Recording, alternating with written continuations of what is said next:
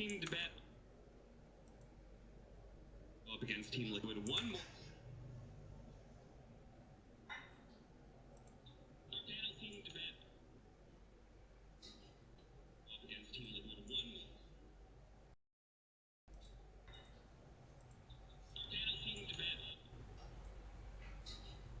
up against Team Liquid. One more. Old school.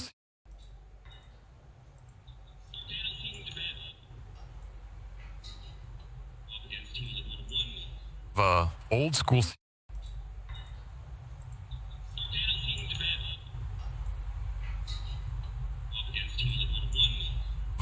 Old school. In pace from Team Spirit compared to what they've. Old school. In pace from Team Spirit compared to what they've. Old school. In pace from Team Spirit compared to what they've. Old school. In pace from Team Spirit compared to what they've. Old school.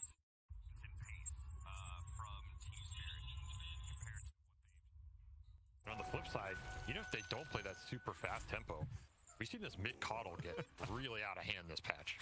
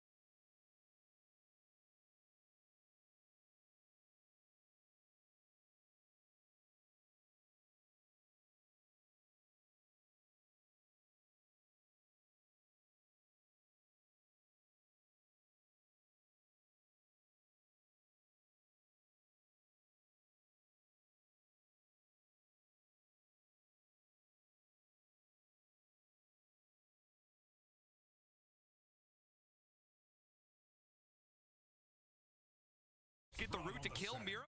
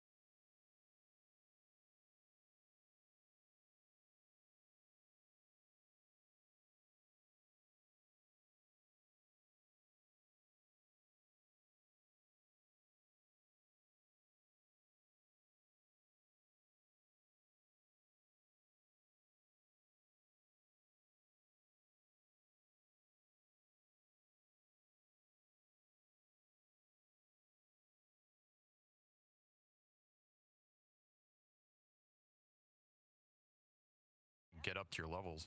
I think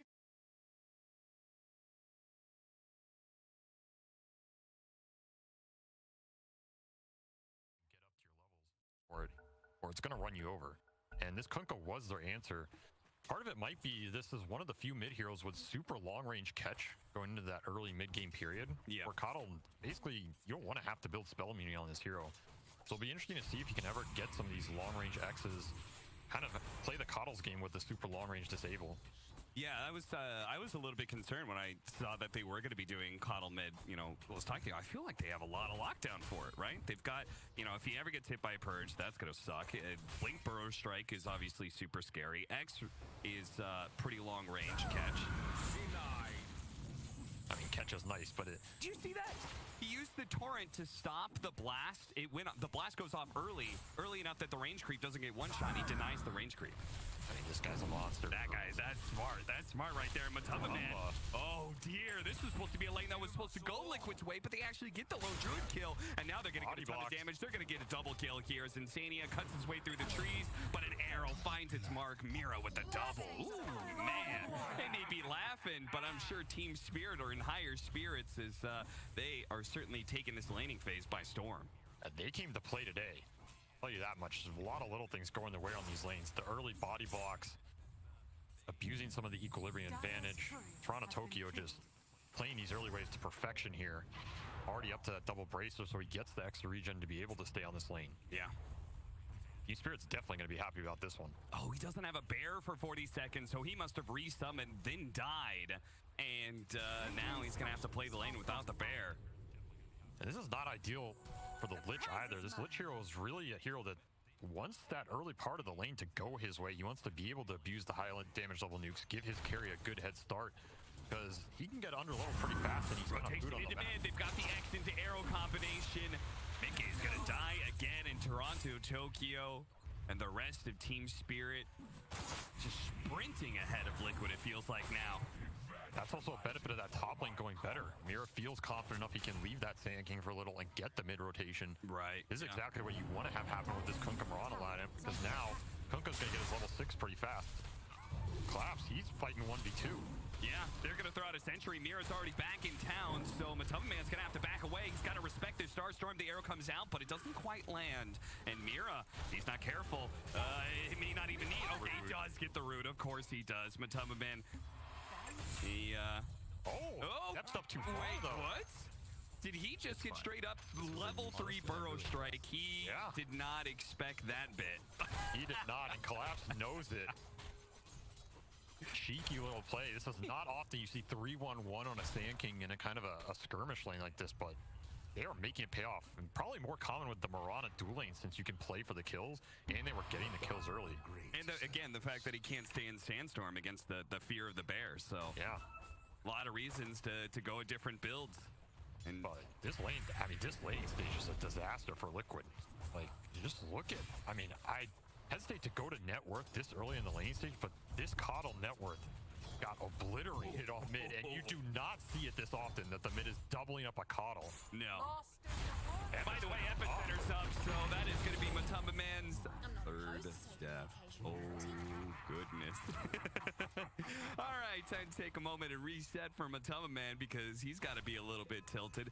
Bottom lane seems to be going pretty well, but it's a Dragonite lane. You're not going to, like, kill the Luna and kick her out of lane or anything like that. Zaya's just doing a good job CSing. That's really the only highlight for Team Liquid right now.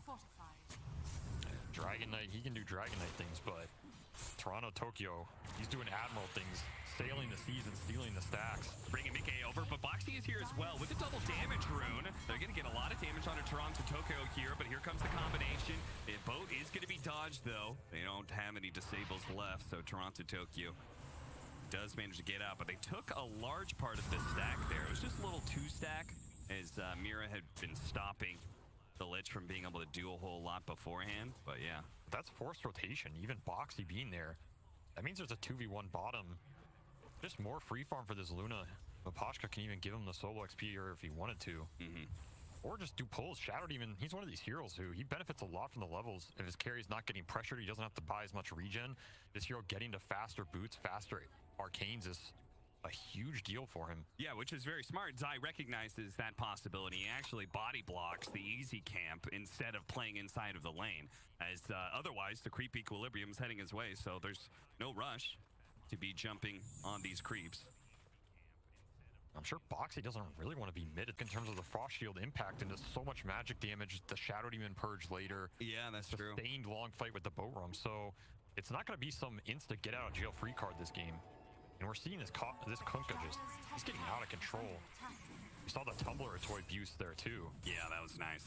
And he's going to send it over to Collapse because, you know, Collapse, he gets what he wants. But this is an interesting matchup that they definitely had a lot of confidence going into this Kunkka Coddle and abusing it to the maximum. Bottom lane, they are going to find at least Miposhka. Disruption only really buys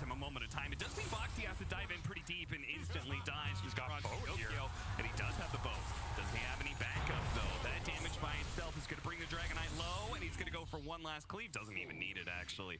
miCKe, with the extra damage he was able to put in, it's enough. Another round. Oh, what a sneaky play from Collapse. And he offers the high five to Collapse. He's got to be feeling so good. Facing up against a lone druid, probably one of the most annoying heroes to match up against for an offlaner, and absolutely dumpstering Matumba Man lone druid and all that. Yeah, the lone druid. Yeah. But I guess he is the Sand King here, taking him to town. He's got like a 3.5 almost level advantage. Look what's happening in the Tricam too. TORONTOTOKYO, he's taking all of their stacks. He's not leaving anything to Liquid. He took the hard cam stack earlier. Now he's taking the ancient stack. Look at that, 8 stacks, but like 6 of them have probably gone to Team Spirit. This is just one of the largest economic damage games I've seen in a while. It doesn't look that bad, but again, this is a Coddle type lineup where you want to be the ones pulling ahead, playing that Alchemist style Dota, and TORONTOTOKYO just taking them to town here. He invaded the upper jungle earlier, invaded the ancients.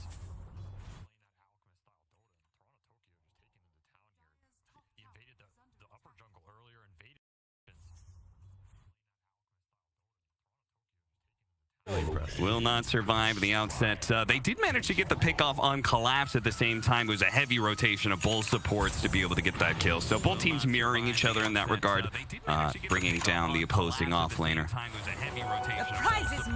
But TORONTOTOKYO's just living in this triangle. Why not? Who is going to kill him at this point in the game? Yeah, he's got 2,000 health combined with the boat buff. Why not? Who is going to kill him? Looking for Yatoro top.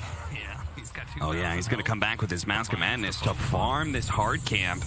Oh, good scan time. I don't know who called that one out, whether it was Yatoro himself or somebody else gave him the heads up, but that was definitely Yatoro's. Man, that's a thick game sense. Trying to hit the bushwhack. Oh, Collapse instantly responds with a 2-man burrow, and both of these supports are going to die for this one unless the Hoodwink can somehow get out. Lich is obviously dead, but with that ultimate bouncing him over that little cliff area, no, Collapse, even blind, he is right on point. Okay, maybe I spoke a little too soon. He goes the wrong direction, but he gets it. He actually manages to aggro with the Acorn shot, and the Ancients take him out instead of Collapse. Well played. Collapse working blind, he blinded himself. Just 2 next level, and they read that Liquid play like a book. Get the scan, Yatoro backs off. Collapse goes mid for the counter initiation. Now they can make an aggressive play of their own. Look how fast they're moving. The Lich just TP bottom to make a move onto the Shadow Demon, but they may get this kill, but there's going to be a full response. Oh, disruption timing right before the Chain Frost hits him. He's still alive, and now reinforcements are on their way for... They may get this kill, but there's going to be a full response. Oh, disruption timing right before the Chain Frost hits him. Damage in, but Collapse shows up just in time, catching miCKe. They only need a bit more damage, and Mira should be able to deliver with the Star Storm, finish them up. miCKe finally dies, but he got 5 for stacks. What? More damage, and Mira should be able to deliver with the Star Storm, finish them up. miCKe finally dies, but he got 5 for stacks. what? More damage, and Mira should be able to deliver with the Star Storm, finish them up. miCKe finally dies, but he got 5 stacks.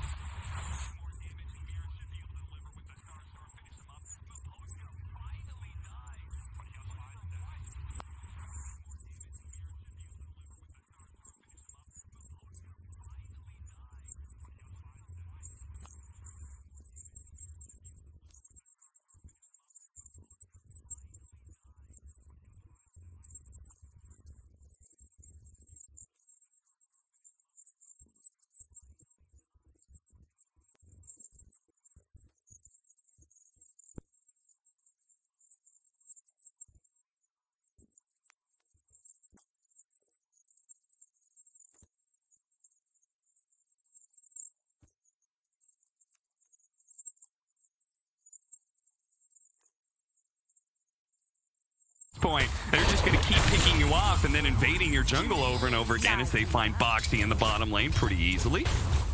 Now this map is becoming a problem. 7k net worth advantage at 13 minutes. This is in kind of dire territory. Versus a team like Spirit, they're not going to give you the room to come back once they get that next set of items. This is getting into desperation mode for Liquid a little bit. You're going to have to make something happen off the back of... What? Matumba went Midas to try and catch up. Sai still 600 plus off his blink. miCKe, he's got the network, but this Coddle Hero's a timing hero, and yeah, he's going Vessel. He's going to have it at almost the same time as Mirror this game. He's got the board stack. He really did. Insania really did stack that just for Toronto-Tokyo to end up taking it. This feels like this man's lived on Liquid side of the map this game to some degree. Yeah. He's even stacking it for himself. Like, He's like, I'll stack the ancients for you guys. Oh wait, that's me. Monster difference. I mean, Coddle is just supposed to get so much out of the neutrals, and you see Toronto-Tokyo is actually keeping pace. Monster difference. I mean, Coddle is just supposed to get so much out of the neutrals, and you see Toronto-Tokyo is actually keeping pace. Monster difference. I mean, Coddle is just supposed to get so much out of the neutrals.